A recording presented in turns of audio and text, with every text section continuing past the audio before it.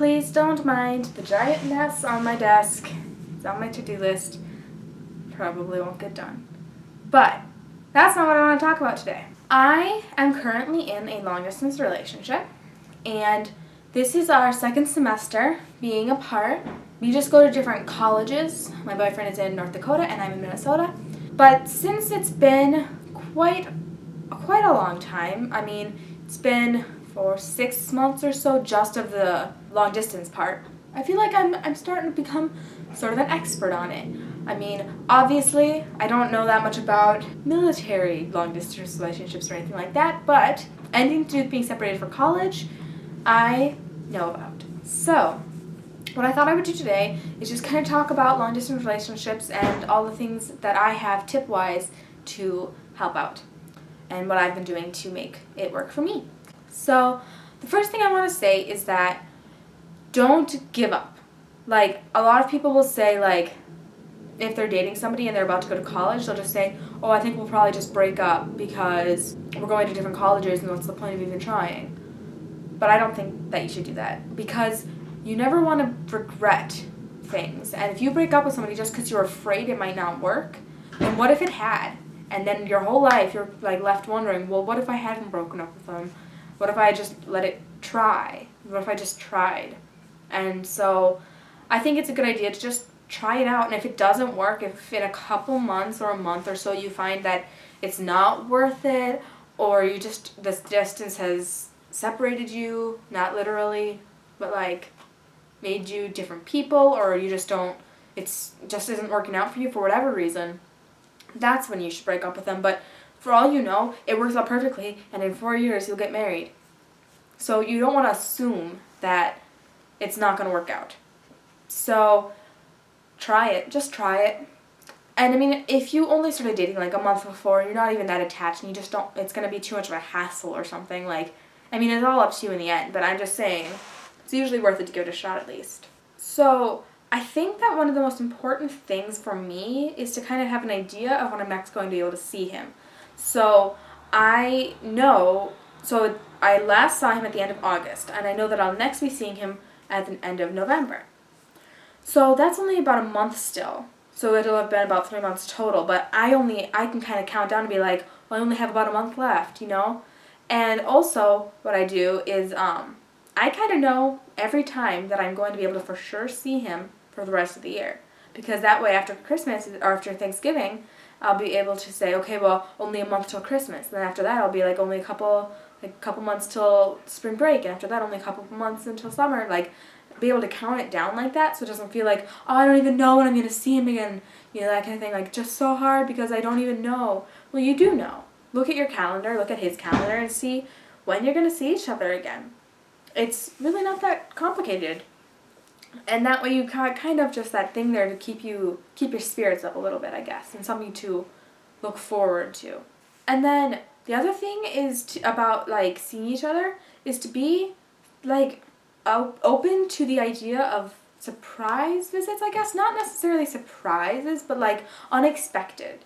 So, like, say that you are looking ahead at your schedule for the week, and you notice that you don't work this weekend, you don't have any big assignments coming up, you don't have anything social hanging out on your college campus, you're just completely free for the whole weekend. That's a perfect weekend to take a bus over to his college and visit him. Or say that your roommate's gone for the weekend. Well, maybe he can come visit you. Like, be open to that happening, because it'll just make it, like, a really, like, happy thing for you, because you weren't expecting to see them for another month, but actually you get to see them this weekend. Like, it'll be something that'll really make you feel really happy, and it'll be a good chance to see them, too. So it's like, keep your eyes open for that. Look ahead a little bit. See if it doesn't work out, it doesn't work out, but just be open to it happening. Because, like, I hope that is able to happen with me. Like, every weekend look on and look ahead. Do I work this weekend? Yes, I do. Or whatever.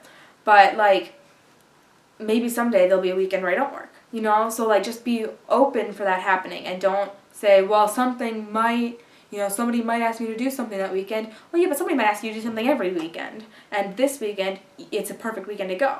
So, go. So, the number one thing that I think is most important with long-distance relationships is communication. Because, so say you live 10 minutes apart back home, you're used to seeing each other probably almost every day, especially if you went to the same high school. And so maybe you didn't need to text them every single day while you were in high school, but now you're going to see each other once every 3 months. You need to be keeping that communication up just as much as it was before.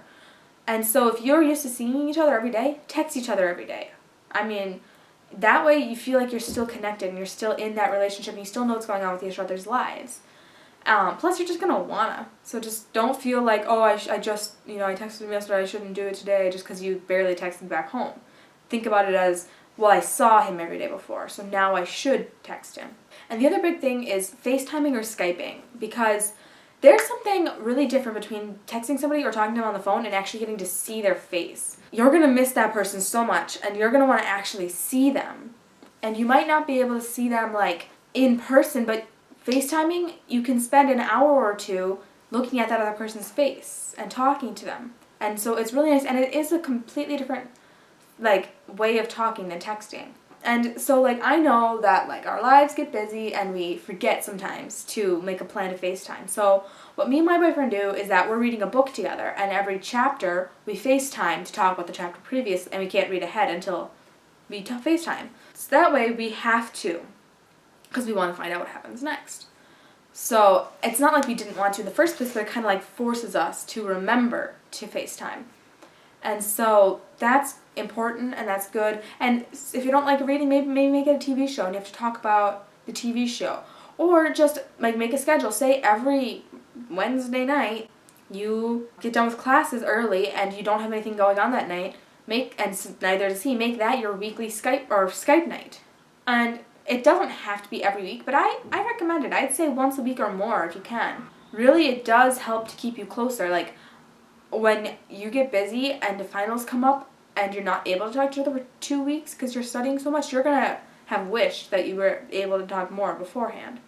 So try to find at least one time a week that you can be Skyping or FaceTiming. That's pretty much all I've got. If anybody watching this is in a long-distance relationship and has any other tips or tricks that I didn't mention, be sure to put them in the comments. If anybody who's just starting out in a long-distance relationship or thinks they might be in a long-distance relationship soon because they're going to college and they're going to a different college than their boyfriend or girlfriend, please leave questions and I'll answer them. Other than that, see you next week. Bye. Hi. Alright, so today I'm going to kind of piggyback off of what I was talking about last week